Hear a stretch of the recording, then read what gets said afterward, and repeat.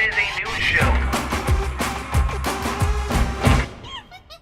Top Nation, hope you're having an awesome Monday. My name, of course, is Philip DeFranco, and this is where I talk about newsy type stuff and things that matter to me today. And Nation, the first thing I want to talk about is our Darwin Award winner of the day, and I say this because I'm not happy when 99.9% of people die. It's a sad thing. But sometimes you just hear a story and you're just like, wow, that's not surprising. It's actually more surprising that you did not die sooner. Today, that story for me was Pastor Jamie Coots, who died this past Saturday because he was one of those pastors that hold snakes. For those of you that don't know, there are congregations that believe in these snake handlers, where they're like, look at the snake, something, something, Jesus. And he believed that a passage in the Bible suggested that people that were anointed by God would not be killed by venomous snake bites from snakes. And during this church service, he held up a rattlesnake, which, surprise, bit him. What? A deadly agitated snake bit someone? What is this world? Black is white and white is black. Yeah, that's the intended natural response to that situation. In fact, the only thing that was weird, other than a church service of people handling snakes, was after the man was bit, Pastor Jamie Coots refused medical treatment and died later because of it. So the main point of this story is no one is anointed by God to be able to handle snakes and not die from their venom. That is somehow more stupid than God somehow takes time out of his schedule to help people win like the Super Bowl. It's just so damn random. Like, do people think that God's in heaven just doing like, he's like, okay, I made sure that Peyton Manning was super embarrassed at the Super Bowl after everything looked really, really good for him.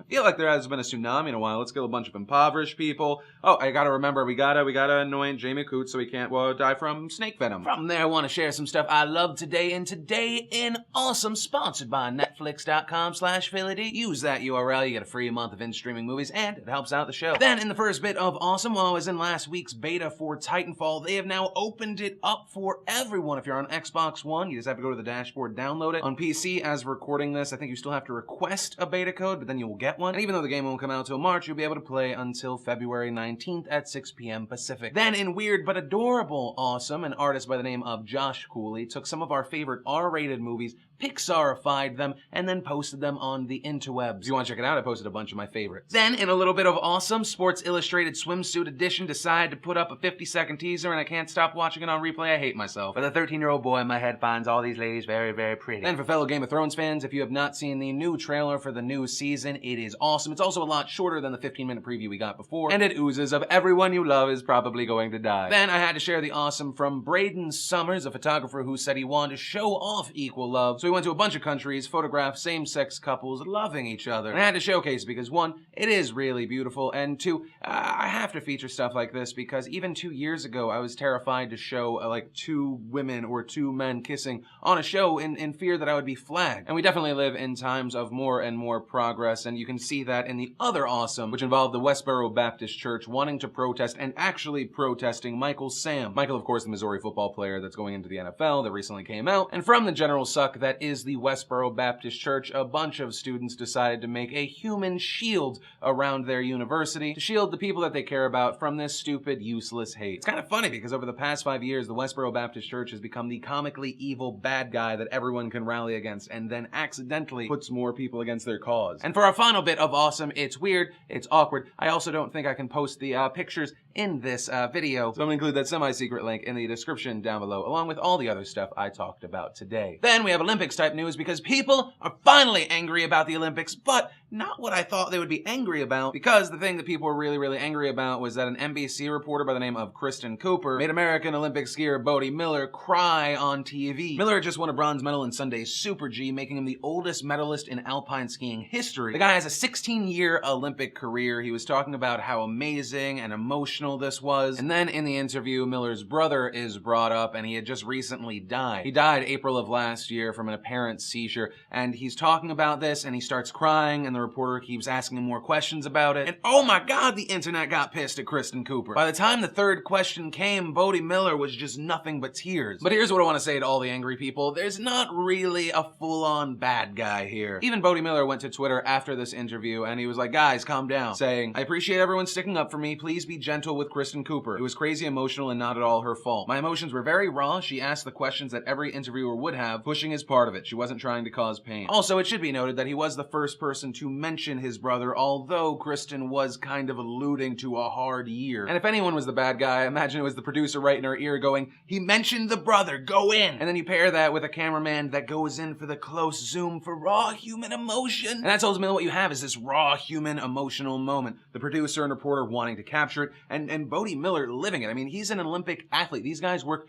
4 years to do something for several days. And if you ask me, this was interesting and heartfelt, unlike when you watch something like American Idol and they're like, "Okay, I know you can sing, but what about your mom who lost her leg after she was hit by a car full of orphans who were evil orphans," and blah, blah, blah, blah, blah, blah, blah, blah bullshit. Then in celebrity type news, Miss Ellen Page came out as gay. It was at a human rights campaign conference for LGBT youth. She came out and said, "I'm here today because I am gay. I'm tired of hiding and I'm tired of lying by omission. My spirit suffered, my mental health suffered, and my relationship suffered. And I'm standing here today with all of you on the other side of all that pain." I'm going to include a link down below so you can watch the entire speech if you're interested. Here are my thoughts on it, not that they matter. 1. Good for her. 2, it's sad that it matters, and I understand all the comments like, does this really matter? Well, it shouldn't have to, but it does, because there are still people today that are scared to come out and be who they are. And 3, I respect it because she really didn't have to do it. No one was forcing her in LA. It was kind of an understood, but doesn't really matter, but still understood that Ellen Page was a lesbian. Because there are other people out there that might see this omission not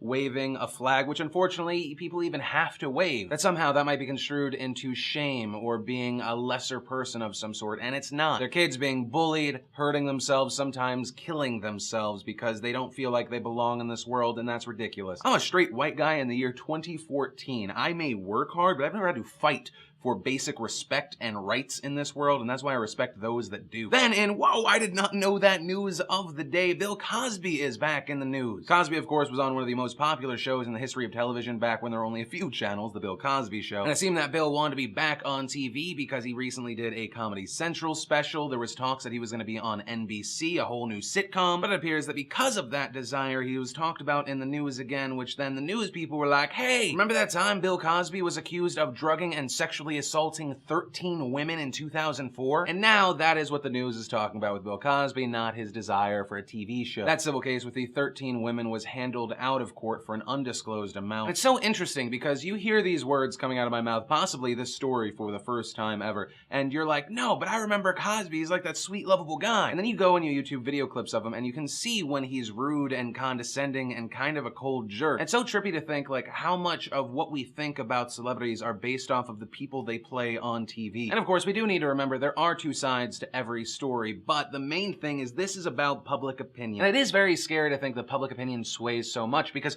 public opinion really rarely ever needs 100% of the facts. Sometimes that's okay because it is open and shut and someone that should have been punished in some sort of way gets away. Justice is not served, but public opinion sways so much that that person's still screwed. You might think of OJ before he had to go back to prison. On the other side of things, because public opinion does not need that much, if someone just accuses and then people that are willing to lie want to jump on top to get their spotlight or their money, can and they will, and it may lead to false persecution, which is why maybe a rich person would pay to make something go away even if they're not guilty. So it's very interesting, and actually, Nation, I think that's where I'm going to end today's show, and I'd love to know your thoughts on everything I talked about today, but it does bring us to the big question of the day related to this. When you hear these accusations against Bill Cosby, do you believe them? Do you think Bill Cosby did this, or are there a bunch of people lying? And then after you answer that question, let me know why you think that. I think that's the far more interesting part. Remember to possibly get a $50 gift card to 4humanpeoples.com. Just leave a comment down below. Maybe while you're at it, hit the like button, favorite, subscribe. Also, thanks again to the sponsor of today's show, Netflix.com/PhillyD. And, of course, as always, my name's Philip DeFranco. You've just been filled in. I love yo faces, and I'll see you tomorrow.